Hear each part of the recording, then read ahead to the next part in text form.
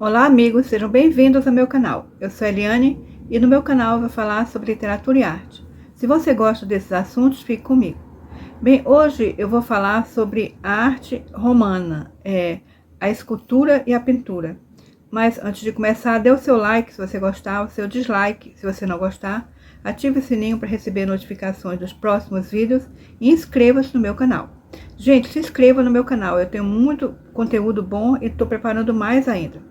Bom, hoje eu vou falar, como eu falei, sobre a escultura e a pintura de Roma, né? A arte de Roma antiga, vamos dizer assim. E também da Roma clássica, porque nós falamos de clássico, né? Roma e grego. Clássico é o período que Roma sofreu influência da Grécia, né? Bom, a arte romana, né? Ela sofreu influência da arte etrusca, né? Os etruscos eram um povo que vivia na região da Toscana, que foi praticamente dizimado, né? E pouca coisa restou da civilização etrusca. Mas a arte romana é muito baseada na arte etrusca, principalmente no realismo, né? Porque a arte dos etruscos era muito realista, eles procuravam expressar tanto as pessoas com mais realismo, como também os animais. Nós estamos vendo aí um modelo da arte etrusca, né, que é a loba capitolina, né, é feito uma escultura em bronze, porque os etruscos usavam bronze, né, e é engraçado que essa estátua, né, a loba capitolina, ela ficou o símbolo de Roma, né, e que tem os fundadores de Roma, né, estão mamando na loba, que é o Rômulo e Remo. Mas, então, você vê que nessa estátua não existe nenhuma idealização. É uma loba aliás, com a expressão bem feroz, né? Mas tem também, né, as estátuas de pessoas etruscas, como você está vendo aí, elas retratavam as feições, a expressão natural das pessoas. Então, essa parte, os romanos, então, incorporaram na arte dele, né? E eles são retratistas, né? Talvez até porque eles tinham um costume, né, de adorar, de fazer deuses, né, adorar os antepassados, né, que eram os paterfamílias. Então, quando morria um antepassado, eles tiravam o molde do rosto dele com cera de abelha, né, e eles colocavam no altar dentro de casa, né, e adoravam, faziam procissão e tudo mais, eram paterfamílias, né. Então, com isso, né, você pode ver que as esculturas romanas de faces, né, são completamente realistas. Chega a ser, assim, até assustadora, como vocês estão vendo aí, né? Que são feitas com a molde natural, né? Bom, e também, né, nós estamos vendo depois que a arte grega influenciou bastante a arte romana, né?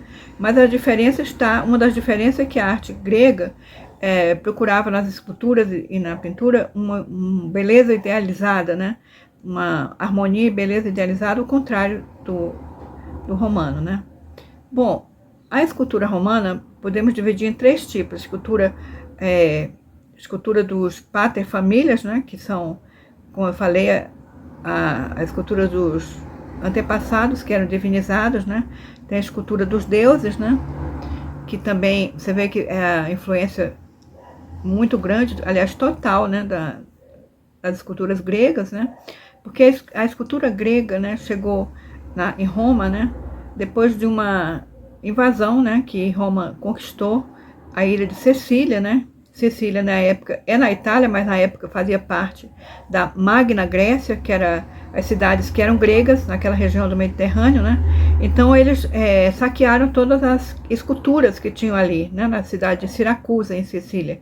E, então, o triunfo do general que chegou em Roma foi seguido das esculturas gregas. E isso invadiu, né, Roma das esculturas gregas. Então, a influência da escultura foi muito grande e a maioria das esculturas que nós conhecemos hoje em mármore, né, são esculturas romanas, né, copiadas das esculturas em geral em bronze, que os gregos faziam em bronze, né, das esculturas gregas, né.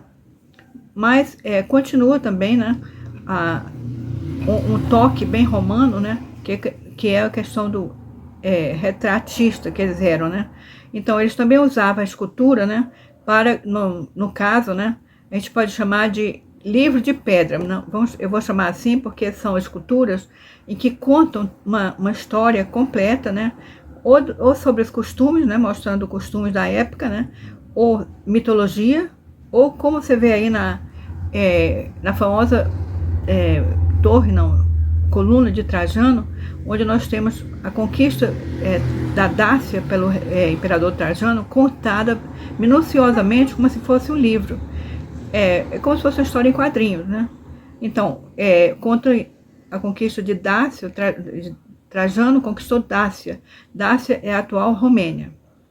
Bom, e também tem a escultura que chama de propaganda. Era para propagar, né, os feitos dos heróis e generais romanos, e esses eram colocados em praça pública, né, para ser admirados, né?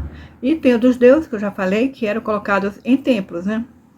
Como nós estamos vendo a deusa Artemis, né, que é a deusa Artemis em grego, quer dizer, Artemis é a deusa Diana, né, em grego.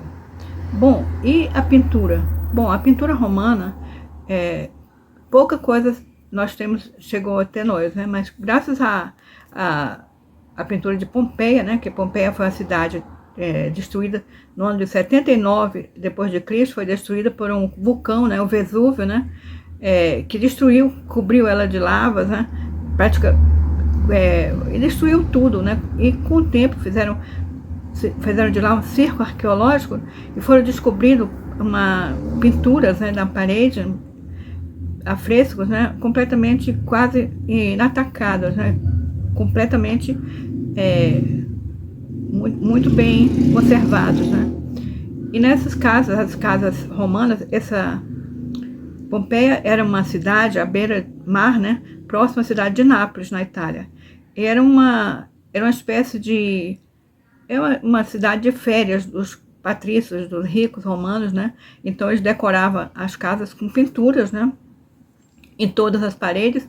E essa pintura era uma pintura que variava o tema. Tinha o tema da mitologia, o tema dos costumes, né? Tinha também natureza morta e jardins. E como não podia deixar de ser, tinha o costume de retratar, como os romanos tinham, né? No caso, retratar os donos da casa, né? Donos da casa, como vocês estão vendo. Bom, eu espero que vocês tenham gostado, meus amigos. Se vocês gostaram, então fique comigo no próximo vídeo e muito obrigada.